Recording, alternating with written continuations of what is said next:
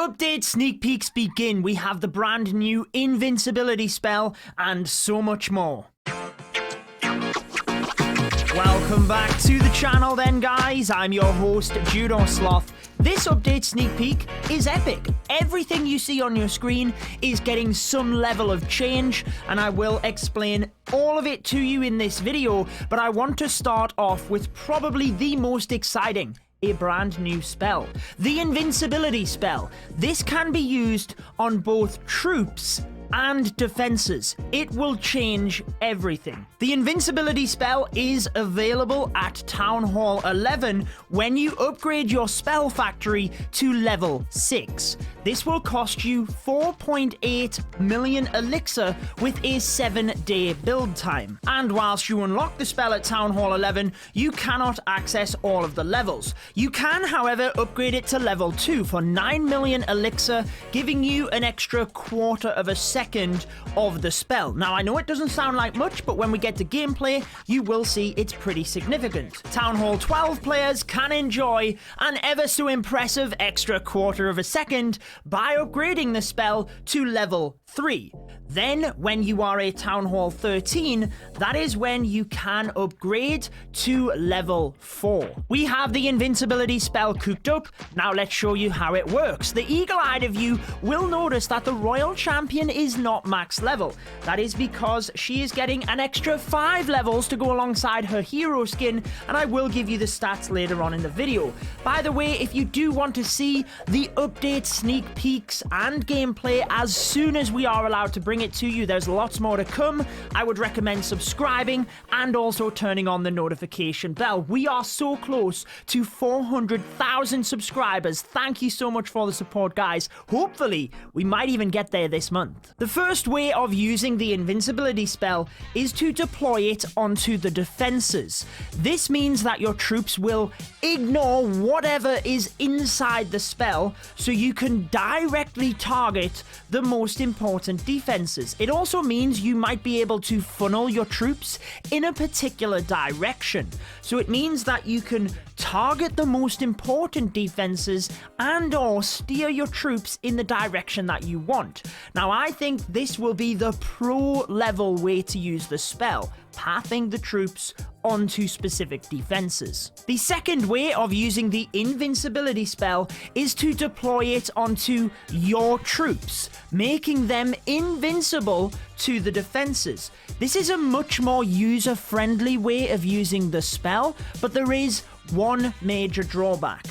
If you place it onto the defense that the troops are targeting, they will ignore it and go elsewhere. That's the mechanics and how it works. I did forget to tell you that it is a single spell slot. So in many situations, the freeze spell might actually be the better option because it has a longer freezing effect. But I want to give you 2 top tips with regards to the Invincibility Spell before we move to the other items in the sneak peek. Firstly, the deployment of the spell if you want to use it on your troops. Think about the deployment of a rage spell. You use the spell slightly in front of your troops so they are just inside it and move forward into the spell. But it's kind of the opposite for the Invincibility Spell if you want to ensure that they target the defenses in front of your troops, because otherwise you will make the defenses invincible as well and your troops will ignore them. So you have to place the spell slightly back over so that your troops are just inside it, but the defenses are not. It can be a little bit difficult to get the deployment of this correct, but it is definitely something you will have to practice if you plan on using it on your troops. The other top tip I want to give you is when you are using it onto defenses, to steer your troops to a different defense, notice the placement of it right here.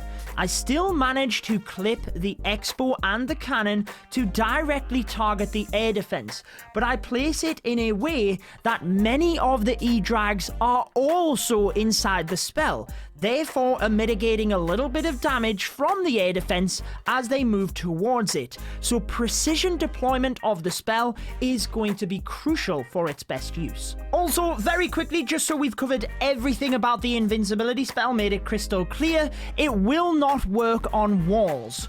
so you cannot redirect wall breakers to a particular wall with the invincibility spell, and it could be very useful for a queen charge. If it looks like your queen is going to walk, you could direct her back into the base and to the major defenses that you want. You know that siege machines are immune to spells. The invincibility spell is no different. If you place the spell on top of your siege machine, it will still take damage. Whilst it does not impact the siege machine when you place the spell directly on top of the siege machine, just like every other spell, if you place the spell onto the defenses, it will indirectly have an impact on the siege machine, in the sense that they will not be taking as much damage, and in terms of the stone slammer, with the invincibility spell, it will redirect its target. Since we referenced the extra 5 levels to the Royal Champion earlier, why don't we go over that now with the stats and how it will impact things. Then we have new defensive levels to cover, new trap levels,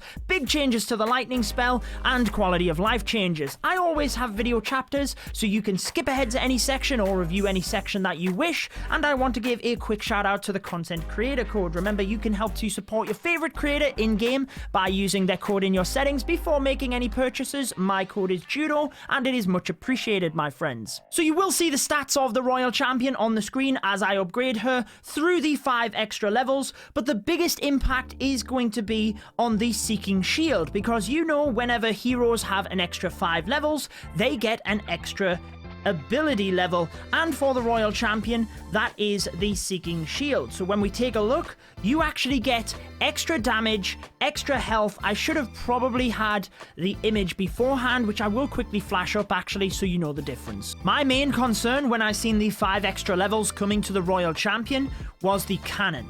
This was previously buffed in order to make sure that the Seeking Shield could not one-shot it, just to balance offense and defense.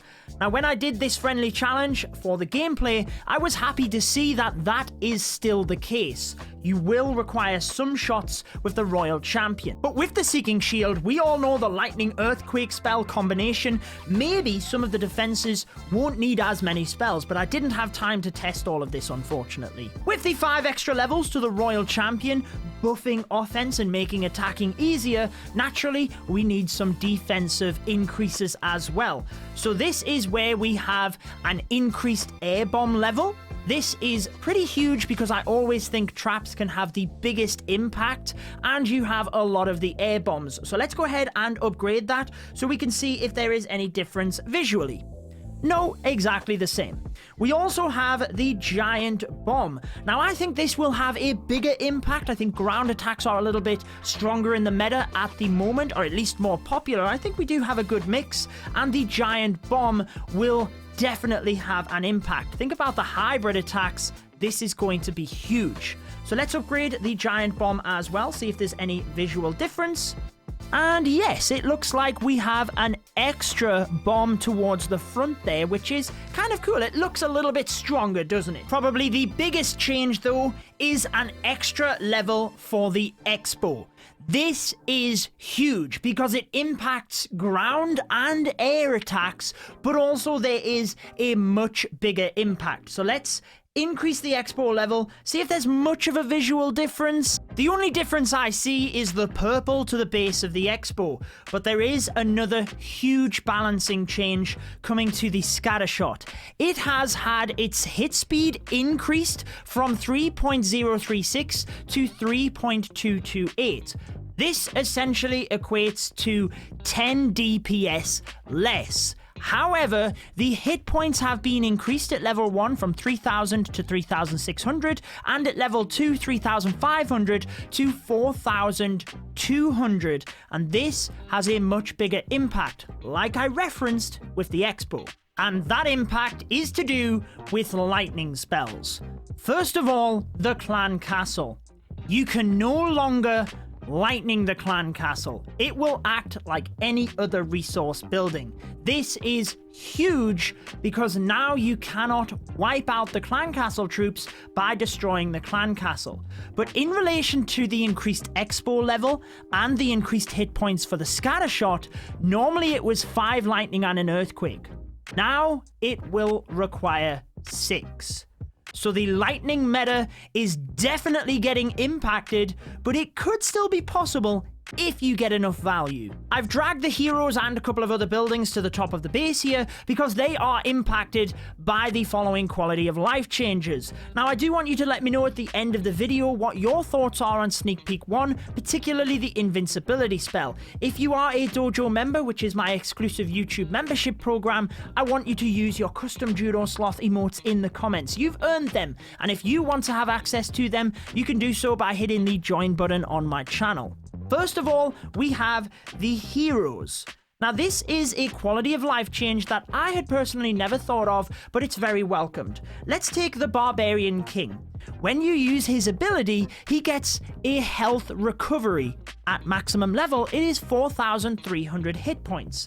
Now from this stage moving forward, when the update comes out, if you do not use your ability in attack, that health recovery will be transferred automatically. So it means when you go back to base, you don't have to wait as long for your heroes to be ready to attack again. A very welcomed change from me. When editing your base, I'm not sure how many of you guys know, but you can drag buildings to make them automatically switch if they are the same size. This means you don't have to go through the 24-hour cooldown for friendly challenges. If you adjust anything else, you have to. The reason for the 24-hour cooldown is so that you cannot build your opponent's war bases.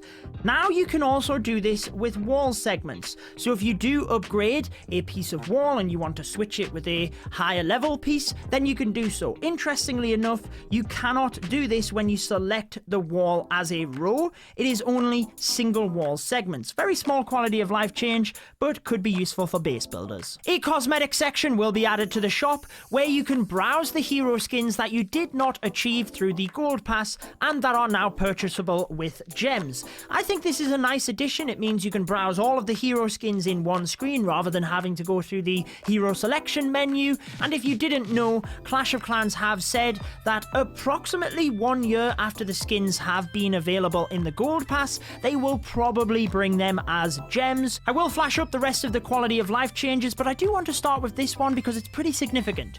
Units will have more accurate line of sight calculation to help with pathing. I believe this will be to do with how troops take into account the 3 closest buildings and target the easiest to get to, but I don't 100% know, so I don't want to delve into this and potentially give you false information. That is what the blog post said, but I will be planning on bringing you a troop AI video once the sneak peeks are done, once we've brought you any relevant videos when the update is released. That will be one of my videos, so look forward to it coming here on the channel. I'll quickly read off the remaining quality of life changes. For the builder base, cannon carts will retarget if pushed back and their target is not within range. A view skin option has been added when visiting somebody else's base. For the season challenges, we can opt to receive 5 gems instead of a resource reward if our storages are full. Sometimes the resource rewards are up to 1.5 million. 5 gems? That's all we get. I think it should scale based on the amount of resource reward there is. But anyways, there will also be a tab on the season challenges, so you can easily skip back along to the earliest reward you have unlocked, but have not collected. Also, the amount of builder-based tasks in the clan games and season challenges has been reduced in order to bring them in line with the main village tasks. Supercell ID, young players can now create a Supercell ID for their account by providing the email address of a trusted adult. I want to remind you that we already found out about Super Troops, the new super potion, and if you do want to hear about those additions coming to the game, I have a video explaining it all right here. I'd check that one out. Subscribe button is there because you will want to be subscribed. More sneak peeks to come. You guys enjoy the rest of your day, and I will see you in the next one.